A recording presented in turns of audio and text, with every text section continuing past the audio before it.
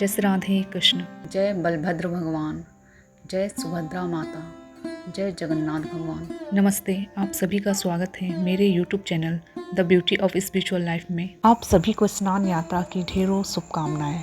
रथ यात्रा से पहले प्रतिवर्ष ज्येष्ठ पूर्णिमा के दिन भगवान जगन्नाथ, भगवान बलभद्र और माता सुभद्रा को 108 घड़ों के जल से सहस्त्रधारा स्नान कराया जाता है। स्नान यात्रा, जिसे देव स्नान पूर्णिमा के नाम से भी जाना जाता है। स्कंद पुराण के अनुसार स्नान यात्रा भगवान जगन्नाथ का शुभ प्रकट दिवस है। यह शुभ आयोजन भगवान जगन्नाथ के प्रकट होने की याद में मनाया जाता है और वैष्णवों के लिए यह बहुत महत्व है। तो आइए सबसे पहले भगवान जगन्नाथ के प्रकट होने के पीछे की कारण को समझते हैं।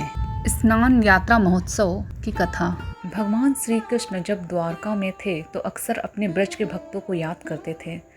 ये बात उनकी रानियों ने जान ली थी। उनकी बहुत इच्छा थी यह जानने की कि भगवान ब्रजवासियों को क्यों इतना याद करते हैं, क्या रानियों की सेवा में किसी प्रकार की कमी है इत्यादि। एक दिन सभी ने मिलकर रोहिणी माँ को घेर लिया। वह कहा कि हमें ब्रज और ब्रज की लीलाओं के बारे में सुनाइए। माता ने कहा कि कृष्ण ने मना किया है। रानियों ने कहा कि अभी तो वे यहाँ नहीं हैं। फिर वह द्वार पर सुभद्रा जी को बिठा देती हैं।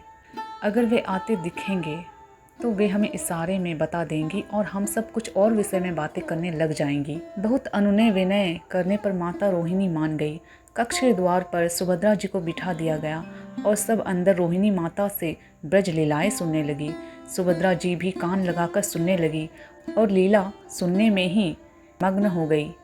उनको पता ही नहीं चला कि कब भगवान श्री कृष्ण और दाऊ बलराम उनके दोनों ओर आकर खड़े हो गए और वे भी लीला श्रवण का रसास्वादन कर रहे हैं। माता रोहिणी द्वारा सुनाई गई लीलाओं को सुनकर भगवान बलदेव, भगवान कृष्ण और माता सुभद्रा इतने प्रसन्न, भाव विभोर और आश्चर्यचकित हो गए कि उनकी आंखें चौड़ी हो गई, मुंह खुले रह गए और अन्य अंग छोटे होकर उनके शरीर के अंदर समा गए।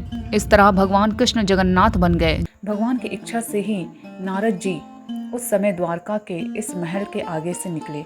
उन्होंने भगवान का ऐसा रूप देखा किंतु आगे निकल गए। कुछ आगे जाकर सोचा कि यह मैंने क्या देखा, अद्भुत दृश्य। फिर वापस आए, सारी बात को समझा। उधर रोहिणी माता को पता चल गया कि कोई बाहर है। उन्होंने लीला सुनाना बंद कर दिया। भगवान वापस अपने रूप में आ गए। नारद जी को सामने खड़ा देख पूछा, आप कैसे आए?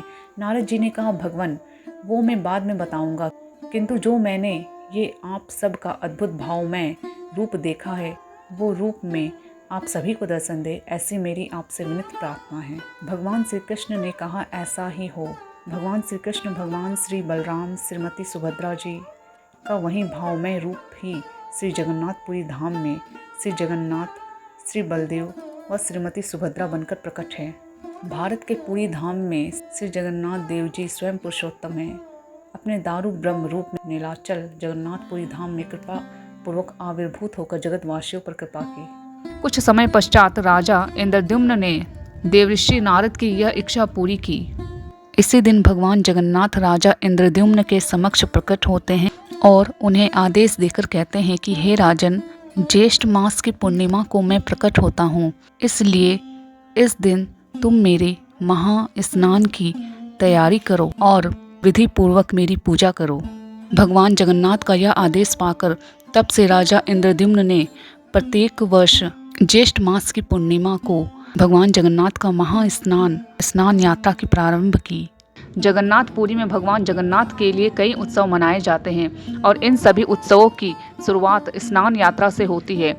इस दिन भगवान मंदिर से बाहर आते हैं। स्नान मंडप नामक ऊंचे स्थान पर भगवान को स्नान कराया जाता है, क्योंकि भगवान का ऐसा आदेश था कि उन्हें ऐसे स्थान पर स्नान कराया जाए जहां देवता ही नहीं बल्कि पृथ्वी के लोग भी उन्हें आसानी से देख सके। इसके बाद संध्या में भगवान बलभद्र और भगवान जगन्नाथ को गजानन वेश में या हाथी वेश में सजाया जाता है। मिलते हैं अगले वीडियो में। आप सभी का धन्यवाद। जय बलभद्र भगवान, जय सुभद्रा माता, जय जगन्नाथ भगवान।